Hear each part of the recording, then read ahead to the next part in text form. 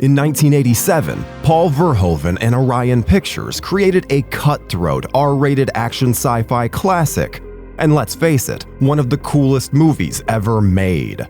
Drop the gun, you are under arrest. A runaway train on fire destined to create a franchise audiences could not get enough of.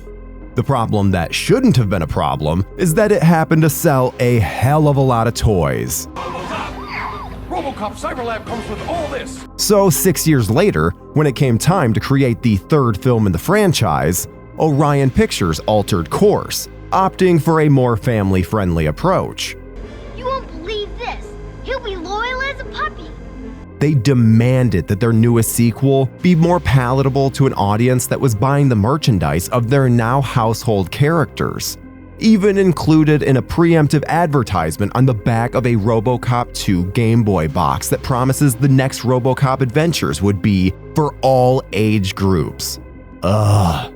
It was a course that would jump that same train off the tracks, over the proverbial shark, and into the fiery pit of movie hell, stepping on the throat of the franchise theatrically for more than 20 years, causing one of the greatest comic book writers of all time to abandon Hollywood for over a decade, and essentially killing the directorial career of a talented up-and-coming cult horror filmmaker. Dead or alive, you're coming with me on this horrid journey of what happened to RoboCop 3. Dead or alive, you're coming with me. Just before the release of RoboCop 2, an apparently confident Orion Pictures greenlit not just one, but two more sequels. They again reached out to famed comic book creator and RoboCop 2 writer Frank Miller for writing duties. Miller accepted, hoping to finally be able to incorporate and expand on some of his ideas that had been kept out of RoboCop 2. Unfortunately, his work ended up being gutted so mightily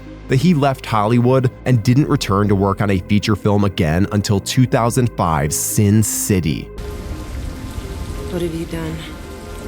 Exactly what I had to. Boom Studios were able to release a 9-part comic book series telling his intended story. The series, titled RoboCop Last Stand, retained Miller's satire-fueled ultra-violent vision, remaining more in line with Verhoeven's original. It features a different narrative structure and a more coherent story. There are deeper themes of corporate corruption and a more personal look into the existential crisis that Robo is fighting inside what's left of his mind.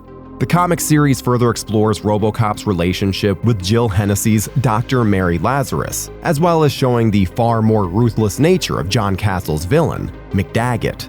No spoilers here, but even the ending in the comic series is also far darker than what we received in this trilogy capper. And you're probably gonna hear this next line in a lot of today's video. It just didn't align with the family tone Orion Pictures were demanding. In a further kick to the Robo-Dick, Peter Weller wouldn't return for the sequel, as he was busy working with visionary director David Cronenberg on a film called Naked Lunch. Oh my god. It smells like a tainted cheese. Though you may have thought he had no interest in the project, after being unhappy with the way RoboCop 2 turned out, Weller originally met with Decker and wanted to return, which is surprising. The thought that the very particular actor was alright with the idea of his character awkwardly flying to the rescue on a jetpack in a film with a budget of a snack pack is surprising. And so, after American Ninja actor Michael Dudikoff passed on the role, actor Robert Burke took over as Alex Murphy in RoboCop 3. Back off, or there will be trouble.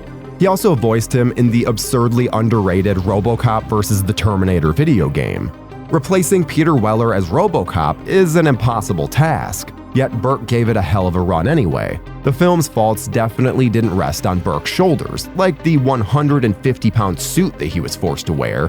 While he was on set, it would constantly pinch and aggravate him. The poor guy was forced to wear a recycled suit from the first RoboCop that had been sized for Weller. You'll be happy to know that playing the titular character in the widely accepted worst film in the franchise didn't seem to have too negative of an impact on his career. The actor has gone on to have a more than successful resume, including everything from The Sopranos to Copland over the years that followed. Hired to direct this amalgamation of what once was, none other than Monster Squad and Night of the Creeps director Fred Decker. Sounds like a match made in heaven for a third RoboCop. Even now, it seems like a movie that I'd see. Decker took the job happily, later lamenting that deep down he knew the story had been told to fruition long ago, which, in his hilarious words, made him boned from the get-go. Still, as a major fan of the first film, he says it was the most enjoyable movie-making experience that he ever had. While unfair, he takes full ownership for all of RoboCop 3's faults, saying that if the movie blows, there's nobody to blame but himself. You seldom hear that type of humility coming out of Hollywood. Makes you wish the film worked out better for him. Alas, Decker was facing the insurmountable task of trying to fit a square peg into a round hole. Or rather, an edgy R-rated couldn't give two fucks what anyone thinks franchise into PG-13 family fodder that could be proudly placed on the shelves of a KB toy store. Not that he had the budget for that either. Decker was forced to change Miller's script and make it fit the family-friendly tone Orion demanded. Unceremoniously watching RoboCop 3 unfold, you can almost hear the last gasping breath of Miller's once ambitious story being snuffed out. I'm fine. And call me Murphy. What we ended up with is a story where RoboCop, finally appearing after 20 minutes, takes up arms with a resistance group after OCP officers forcibly evict and endanger the lives of Detroit civilians, doing so to clear the path for a corporate-driven dystopian habitat called Delta City.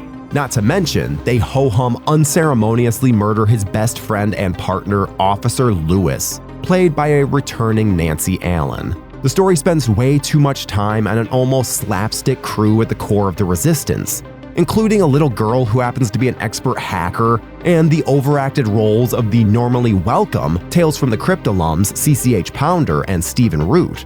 Despite its shortcomings, there are spots in which you can sense the beating heart of RoboCop underneath it all. These moments mostly lie in the villains of the story. Rip Thorne as the CEO of OCP is, if nothing else, an entertaining casting choice, and the dark comedy surrounding the scumbags of the corporate world is on full display. Specifically, as we watch shareholder and employee reactions to OCP's stock plunging. For a movie they wanted to be family-friendly, there sure are a lot of people offing themselves in this thing. Bradley Whitford's Fleck is a great addition to the cast as another Class A American Psycho-level asshole with a hell of a send-off. McDaggett is a bad guy worthy of his own Bond film, and of course it's comforting to see franchise stalwart Felton Perry amongst them. The biggest missed opportunity of the entire thing, however, may have come in the form of Bruce Locke's Atomo character.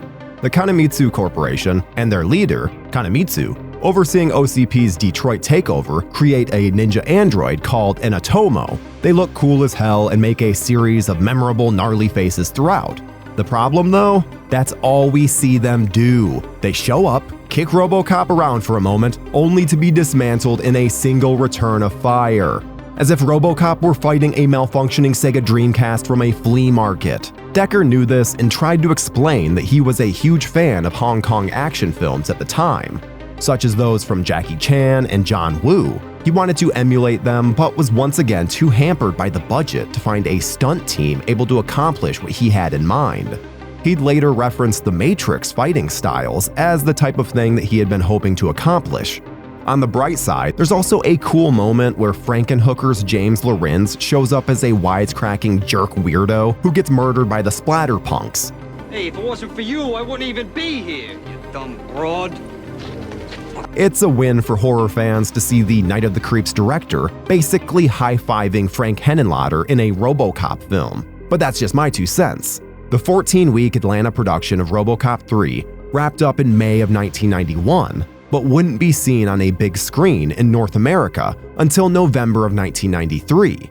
Orion Pictures had been dealing with bankruptcy at the time, but Columbia TriStar Entertainment owned the international distribution rights. This led to a finished work print of the film making its way to several countries ahead of America. And this all led to pirated VHS copies of RoboCop 3 making their way through the streets of New York City like they were Nuki.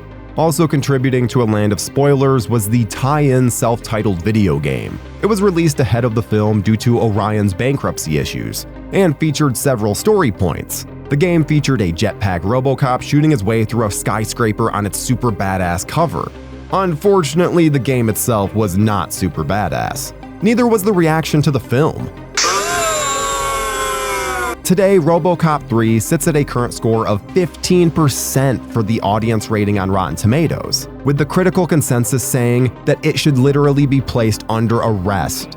On the bright side, and in a hat tip to Deckard's fascination with Hong Kong-style action, RoboCop 3 opened up at #1 in Japan on its opening weekend. It also managed to do so in France. In America, however, the film opened the same week as Look Who's Talking Now, in a month entirely dominated by Jurassic Park.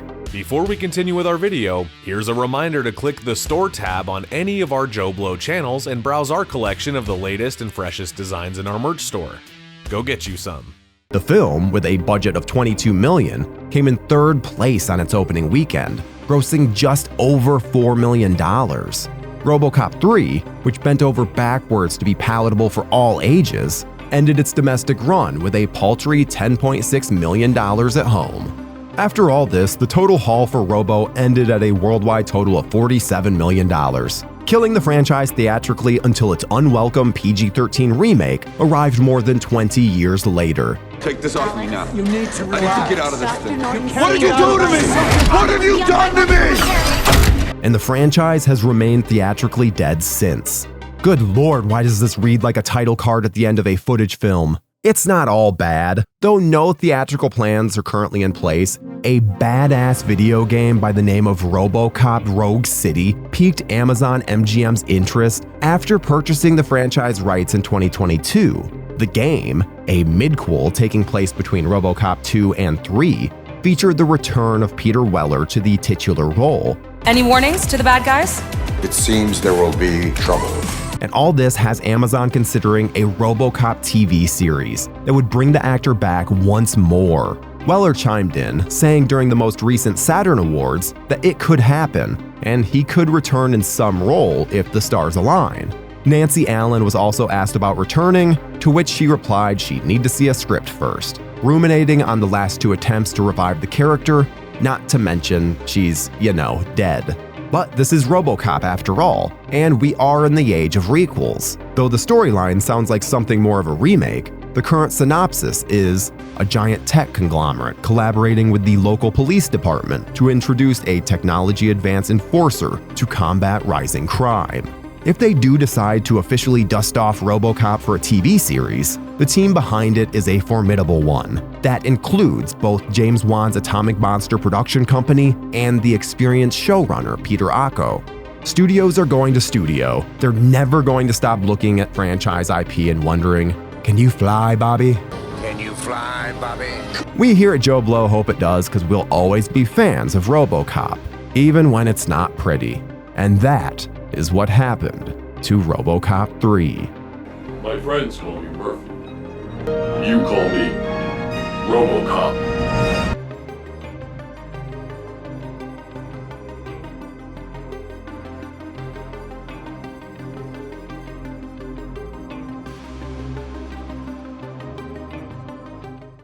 Thank you for clicking on our video, everybody. If you like what you saw here, please make sure you like the video and subscribe and share with your friends who like this sort of content. JoBlo was created by movie fans for movie fans, and we appreciate your support.